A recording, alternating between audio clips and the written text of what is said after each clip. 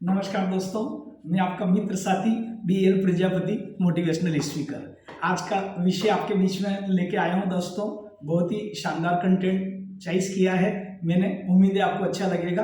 परिवार को खुश कैसे रखें, जी हाँ दोस्तों, ये आज का विषय है। तो सबसे पहले आइए, जो परिवार का मुखिया रहता है उसके क्या कर्तव्य रहते हैं, वो परिवार को खुश कैसे रखें, इसके अंदर मैं टिप्स आपको बता रहा हूँ। वीडियो के अंत तक बनिएगा, बड़ा मजा आएगा और आपको निश्चित रूप से आपके परिवार में खुशियां छा जाएगी। मनी बैक गारंटी है मेरी इस बात की। दोस्तों आइए अपन आगे बढ़ाते वीडियो को। तो सर्वप्रथम समानता का व्यवहार। जो परिवार का मुखिया है वो सबको समान व्यवहार करना चाहिए। परिवार में चाहे वस्त्र वगैरह लाएं, अगर वो मान लिया जाए शहर में गए तो सबके लिए परिवार में लाएं। अगर मान लो किसी का अगर स्कूल में एडमिशन की बात आई बच्चों बच्ची को, तो एक ही स्कूल में बच्चों को एडमिशन करवाएं। अगर कोई बचत पॉलिसी, इंश्योरेंस या जो भी आपको लेना है, बैंक, पोस्ट ऑफिस, तो सभी के खाते ले, चाहे छोटे छोटे ले, लेकिन सभी के लिए। तो इससे क्या होगा कि परिवार में शब्दों की बमबारी नहीं होगी। अदरवाइज मुखिया को बहुत ज्यादा संघर्ष करना पड़ेगा और परिवार टूटने की कगार पे भी कई बार आ सकता है। तो ऐसी स्थिति में समानता का व्यवहार करें, पक्षपात नहीं करें। सबसे बड़ी बात मैंने आपको दोस्तों ये बताई, सबको साथ लेकर चले। परिवार में सबको साथ लेकर चलना है। मान लिया जाए एक भाई को आपने किसी सोशल एक्टिविटी में भेज दिया है तो दूसरे को भेज दिए, तो दूसरे को फिर अन्य कहीं भेज दिया जाए। और किसी की भी ज्यादा तारीफ नहीं करें, क्योंकि परिवार में मन मुटाव भी यही एक रीजन रहता है। आप एक बहुत ज्यादा इंटेलिजेंट है तो उसकी अगर तारीफ मुखिया ने कर दी तो हो सकता है दूसरा उस बात को हजम नहीं कर पाएगा। तो सबको साथ को लेके चलना और सबको इंटेलिजेंट बनाना परिवार में, मतलब सबको मौका देना है आगे बढ़ने का। तो सबको साथ लेके चले। एक समय का भोजन सब साथ में मिलकर करें। परिवार का मुखिया को चाहिए कि भैया परिवार में एक ऐसा वातावरण बने, दिन भर की शेयरिंग है, तो एक निश्चित प्लेस पे बैठ के परिवार के सभी लोग भोजन करें साथ में। तो उसमें क्या रहता है, परिवार में एक सामंजस्य बनी रहेगी और एक मधुर संबंध बने रहेंगे। तो एक अमृत की बारिश उस परिवार में होगी दोस्तों। तो एक समय का भोजन साथ में करें। किसी की तुलना किसी से न करें। सबसे बड़ी बात है कि किसी की तुलना एक दूसरे से नहीं करना, क्योंकि कंपैरिजन जहां होता है तो ऐसी स्थिति में क्या होता है कि वो जिसकी आप तारीफ करोगे वो तो मतलब खुला खुला बिल्कुल रहेगा, और जिसकी आप तारीफ नहीं करोगे तो वो अपने आप को सिकुड़ा हुआ मानेगा या घृणित मानेगा।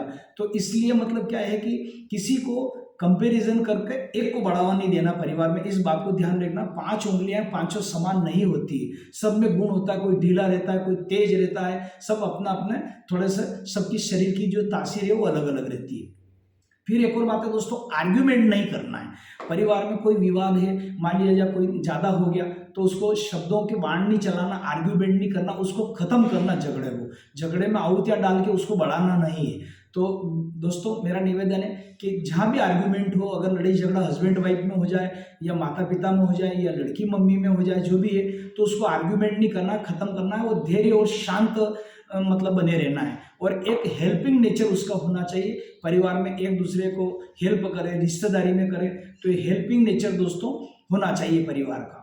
और एक और बात यह है कि छोड़ना सीखे। परिवार का अगर बड़ा मुखिया है, 2 भाई है, कभी परिवार का डिस्ट्रीब्यूशन हो रहा है, अलग अलग हो रहे हैं, तो छोड़ना सीखे। जैसे आज मैं गांव से आया ताराखेड़ी से रतलाम, तो मेरे पास भी मेरा घर था, तो मेरे ब्रदर जो थे उनके बच्चे 2 छोटे छोटे थे, उनकी डेथ हो गई थी अटैक से। तो मैंने मेरा घर एक भतीजे को दिया कि भैया ठीक है ये करो। तो जिंदगी में छोड़ना सीखे यदि आप सक्षम हो तो। ऐसा नहीं कि आप IAS अधिकारी बन गए, आप डॉक्टर बन गए, आप माने हुए लायर बन गए, या कुछ भी हो XYZ, अगर आपकी अच्छी सर्विस लग गई रेलवे वगैरह में, तो जो छोड़ना सीखे उसमें अपना ध्यान नहीं रखे। 2-2.5 लाख रुपए की संपत्ति आपके भाई लोगों ने आपको कॉपरेट किया पढ़ाई में, तो छोड़ना सीखे।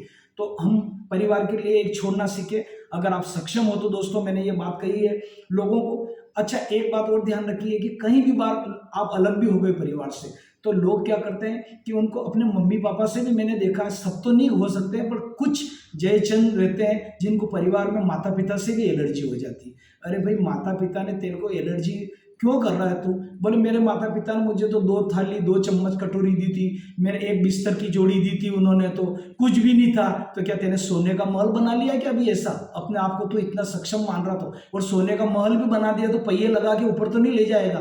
लेकिन लोग माता पिता का मतलब जो है उनमें भी कमियां निकाल देते हैं। तो माता पिता इस धरती के अपने पूजनीय देवता है, उसमें कमी आप न निकालें।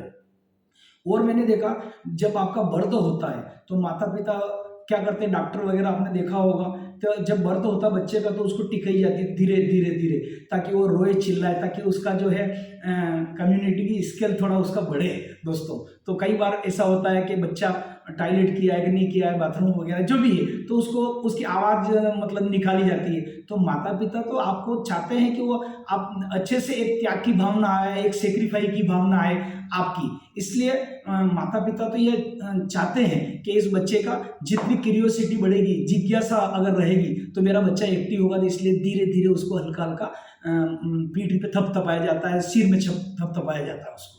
तो माता पिता के अंदर कमियां नहीं निकालो दोस्तों। मैं पहले वीडियो में कह चुका हूं, आप अपने शरीर की चमड़ी उधेड़ के, अगर कोई माता पिता के उनको अपनी चमड़ी उधेड़ के जूते पहना देवे, तो भी माता पिता का मातृपितृ ऋण कभी नहीं उतर सकता है। इसलिए माता पिता इस धरती के देवता कहे गए, उनमें कोई कमी आप नहीं देखें। जहां गलत हो वहां बोले। एक और पॉइंट है, जहां गलत हो वहां बोले। आपको अगर परिवार के मुखिया हो और कोई मान लिया जाए बड़ी बहू है, छोटी के साथ पक्षपात हो रहा है, या छोटी बहुत तेज चल रही है, या परिवार में ननंद की तरफ से कुछ आक्रमण हो रहे हैं ननंद भौजाई में आपस में, तो जहां गलत हो वहां बैठ के आप समझाए परिवार में, आप पक्ष नहीं ले। देखिए महाभारत क्यों हुई, लोग बोलते हैं कि अंधे की औलाद अंधी। मैं बोलता तो खाली ये पॉइंट नहीं था, फिर दूसरा पॉइंट लोग बोलते हैं कि संपत्ति का बंटवारा नहीं हुआ सही ढंग से, तो इसलिए। ऐसा नहीं है दादा, ये रीजन नहीं था। जहां एक तो आपको बोले धृतराष्ट्र अयोग्य थे, तो एक लंबे समय तक उन्होंने झेला, सत्ता पे रहे, धृतराष्ट्र अयोग्य होते हुए भी सत्ता के लिए मोह में रहे। दूसरा ये कारण क्या रहता कि वो प्रमोट हुए, तो फिर दुर्योधन को प्रमोट किया, जबकि दुष्ट थे वो लोग, उनकी नीतियां सही नहीं थी। लेकिन योग्य व्यक्ति अगर मान लो थे, अर्जुन थे, युधिष्ठिर थे, लेकिन उनको प्रमोट नहीं किए, तो वहां पर महाभारत हुई। तो जहां पर योग्य व्यक्ति होता है वहां पर नहीं बोले, तो ये भीष्म पितामह की गलती थी, उनको बोलना था, लेकिन भीष्म पितामह साइलेंट रहे। तो द्रौपदी का देखिए चीरहरण हुआ, तो भीष्म पितामह पुत्र वधु एक जो थी वो सबके सामने उनका चीरहरण हुआ द्रौपदी जी का, तो भीष्म पितामह न बोले, उनको बोलना चाहिए था। तो जहां अगर वो साइलेंट रहे उसके कारण आज ऐसी स्थिति रही। तो जहां गलत हो आपको जरूर बोलना चाहिए।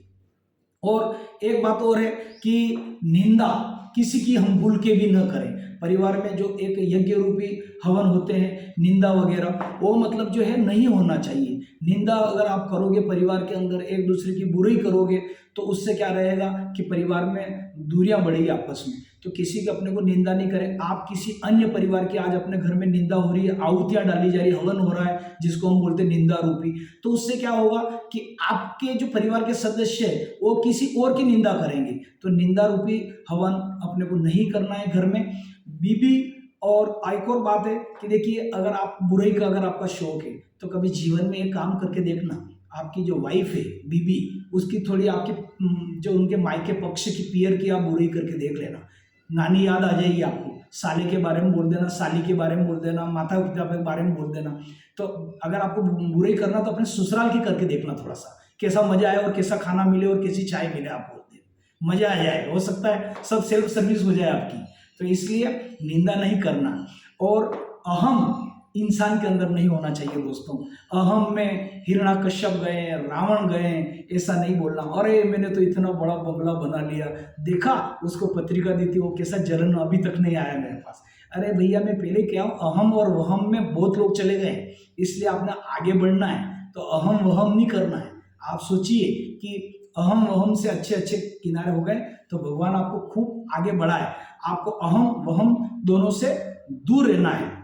और एक और आप बात है नम्रता, आपके अंदर नम्रता दिनों दिन, जैसे धन संपत्ति आए वैसे वैसे आपको नम्र बनना है। क्योंकि नम्र अगर रहोगे तो दोस्तों निश्चित रूप से मतलब जो है आप आगे बढ़ोगे। तो आपको नम्र रहना, सदाचारी रहना है। और लास्ट पॉइंट है दोस्तों डोनेशन का। जीवन में आप कितना ही कमाओ, एक हिस्सा आपका डोनेशन में जाना चाहिए, है ना। इससे क्या है कि घर में अच्छा तालमेल बना रहेगा, शांति बना रहेगी। और अंतिम लास्ट फाइनल डोनेशन तो आपको देना ही अपनी शक्ति के अनुसार, मंदिर में दो, गुरुद्वारे में दो, वृद्धाश्रम में दो, अनाथालय में दो, जहाँ बच्चे जूते चप्पल जो आप हेल्प कर सकते हो, थोड़ा बहुत स्कूलों में, शासकीय स्कूलों में जो प्राइमरी के हैं, तो अपने को थोड़ा डोनेशन देना है, आदिवासी इलाकों में देना है। और अंतिम पॉइंट है दोस्तों अपना स्पिरिचुअलिटी। हर घर में स्पिरिचुअलिटी ध्यान होना चाहिए। भले आप 10 मिनट का करो, 15 मिनट का करो, 5 मिनट का करो, आप ध्यान करो, माला वगैरह जप है तो जप करो। जपों में, जपाम में, जप यज्ञ में हूँ भगवान श्री कृष्ण ने कहा है।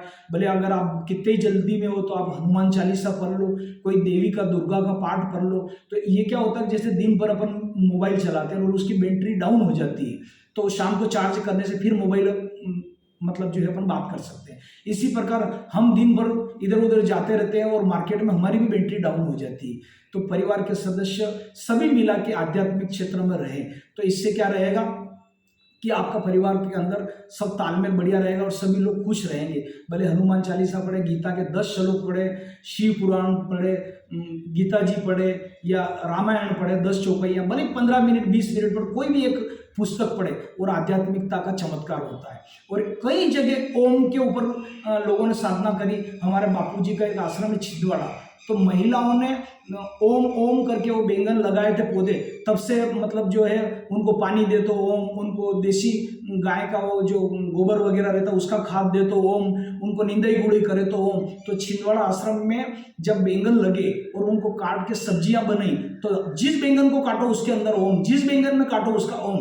तो पत्रकार वगैरह जब मालूम पड़ी और वो आए, देखा कि how is possible, how is possible, तो आके देख कि कैसे हुए। उन बहनों ने आध्यात्मिकता में रहा है। और आपके पंचेर आश्रम में रोटियां वगैरह बनाई गई जो साधकों के लिए, कभी खाना बनता, पूर्णिमा अमावस्या चलता ही रहता, कभी नहीं यहाँ पे। तो वहाँ पे भी कई बार ओम मतलब रोटी के अंदर, पराठे के अंदर उभर के आ गया है।